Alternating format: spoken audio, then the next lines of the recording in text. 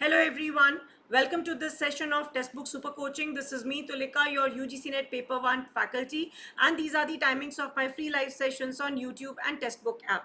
Learners, don't forget to like, share and subscribe to our channel. अगर आप Textbook Super Coaching platform पर नए हैं तो हमारे चैनल को ज़रूर से सब्सक्राइब कर लीजिए. साथ ही कोई भी सब्सक्रिप्शन बेस्ड कोर्सेज के लिए आप इस नंबर पे कॉन्टैक्ट कर सकते हैं. लर्नर्स, ये है मेरा Telegram group for all important updates, information about the session के PDF, सभी इन्फॉर्मेशन आपको इस चैनल के थ्रू मिलती है. So do join my Telegram channel. साथ ही साथ अगर आप सारे सेशंस अटेंड करना चाहते हैं, फ्री सेशंस अटेंड करना चाहते हैं, तो text book super coaching app को ज़रूर से कर लीजिए इंस्टॉल्ड, जहां आपको मिलती हैं live classes, practice session, mock quiz and PDFs of session. So learners, people development and environment में एक बहुत इंपॉर्टेंट कंसेप्ट है वेस्ट मैनेजमेंट का, और वेस्ट मैनेजमेंट के ऊपर एक कंसेप्ट आता है 5 Rs का. रिसेंटली इससे काफ़ी क्वेश्चंस पूछे गए हैं एंड वी आर एक्सपेक्टिंग कि इस बार वाले एग्ज़ाम में भी ये क्वेश्चन आ सकता है. बहुत सारे सेट के एग्जाम्स में ये क्वेश्चन आया है. तो सबसे पहले ये इम्पॉर्टेंट क्यों है? जैसा कि आप जानते हैं कि वेस्ट मैनेजमेंट एक बहुत बड़ा मुद्दा है. अगर हम इन्वायरमेंट को प्रोटेक्ट करना चाहते हैं, कंजर्व करना चाहते हैं, तो इट इज़ वेरी इंपॉर्टेंट कि जो अपशिष्ट पदार्थ हैं, जो वेस्ट है, उसे हम मैनेज करें. और उसे किस तरह से मैनेज किया जाए, तो ये है उसके कुछ सिद्धांत, जिसे 5 Rs के नाम से जाना जाता है. इसका क्या एग्जैक्ट मतलब होता है और किस तरह से क्वेश्चन पूछा जाता है इस कंसेप्ट में, that is what we are going to cover in today's session. तो सबसे पहले तो ये समझते हैं कि किस वेस्ट की बात कर रहे हैं हम.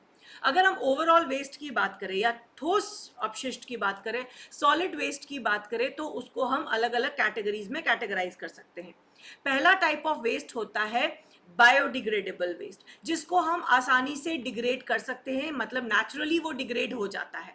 जो ये बायोडिग्रेडेबल वेस्ट होता है, इसमें होता है ऑर्गेनिक कंटेंट, जैसे कि वेजिटेबल पील्स. तो किसी ना किसी तरह का प्लांट प्रोडक्ट या एनिमल वेस्ट जो होता है, जो बहुत आसानी से ब्रेक डाउन हो सकता है, नेचर में वापस मिल जाता है, उसे हम कहते हैं बायोडिग्रेडेबल वेस्ट. तो एग्जाम्पल जैसा आपने देखा, सब्जी के छिलके.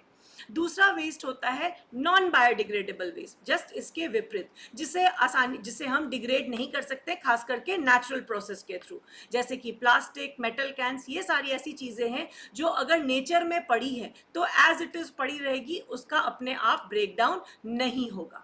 सो ये जो सॉलिड वेस्ट मैनेजमेंट है, ये बहुत इंपॉर्टेंट हो जाता है, खास करके अर्बन पॉपुलेशन के लिए, क्योंकि अर्बन पॉपुलेशन में नॉन बायोडिग्रेडेबल वेस्ट का जो अमाउंट है, वो कहीं ज़्यादा है. इसे कैसे मैनेज किया जाए? तो ये जो कंसेप्ट है 5 Rs का, ये मदद करता है इस वेस्ट मैनेजमेंट को करने के लिए, स्पेसिफिकली इन अर्बन बॉडीज. तो ये 5 चीजें क्या क्या है, इनको देखते हैं. फर्स्ट जो है वो है रिफ्यूज, यानी कि अस्वीकार करना. राइट? तो जितना हो सके नॉन डिग्रेडेबल प्रोडक्ट्स को हम रिफ्यूज करें, यानी उनका यूज नहीं करें, उनको यूज कम से कम करें. जैसे आपने एग्जाम्पल में देखा, प्लास्टिक और मेटल कैंस, जो सॉफ्ट ड्रिंक के कैंस होते हैं या जो प्लास्टिक की बॉटल्स होती है, जितना ज़्यादा हम उसके यूज़ को रिफ्यूज़ करेंगे, उतना ही कम कचरा हम इकट्ठा करेंगे. तो अस्वीकार करना या रिफ्यूज़, पहले ही मना कर देना है, ये है आपका पहला R of waste management. Next is reduce. अगर मान लीजिए आपने ले भी लिया, अगर आपने यूज भी कर लिया, तो अगर आप उसे पूरी तरह से रिफ्यूज नहीं कर सकते, कम से कम उसके कंजम्पशन के अमाउंट को जरूर रिड्यूस कर दीजिए, यानी कम कर दीजिए. अगर आपसे पहला स्टेज नहीं होता है अस्वीकार करने का, तो कम से कम उसे सीमित मात्रा में, कम अमाउंट में उसका कंजम्पशन कीजिए. ये भी डायरेक्टली इनडायरेक्टली वेस्ट मैनेजमेंट में बहुत सहायक होता है.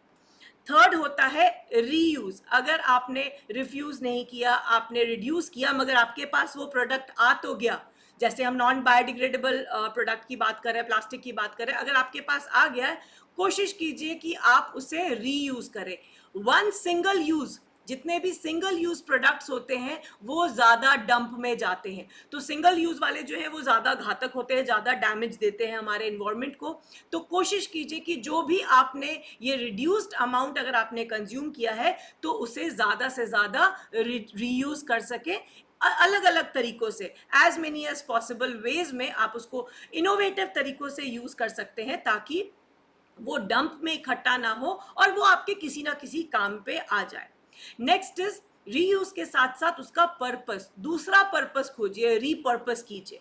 बहुत सारे ऐसे आइटम्स होते हैं जो आपने रिफ्यूज नहीं किया, जो आप रिड्यूस नहीं कर सकते, और कई बार आप उसे रीयूज भी नहीं कर सकते, तभी भी वो पड़े हैं और वो नेचुरली तो डिग्रेड होने वाले नहीं हैं।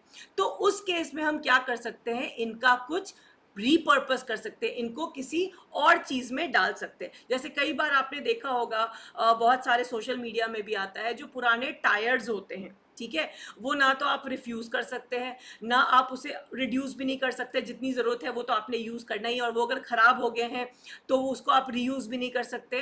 तो उसको आप देखेंगे कि लोगों ने गार्डन में या तो डेकोरेशन या सिटिंग अरेंजमेंट में उसको किसी तरीके से यूज़ किया है। तो यहाँ हमने उसका क्या किया है, रीपर्पस किया है। फॉर एग्जाम्पल जैसे स्क्रैप पेपर की बात हुई, जो वेस्टेड पेपर है उसको आप रीयूज़ तो कर नहीं सकते, तो उसको हम कार्डबोर्ड बॉक्सेस बनाने में इस्तेमाल कर सकते हैं। तो इस तरह से हम अपनी वो सारी चीज़ें जिसका प्रैक्टिकली कुछ खास यूज़ नहीं है उसे रीपर्पस कर सकते हैं।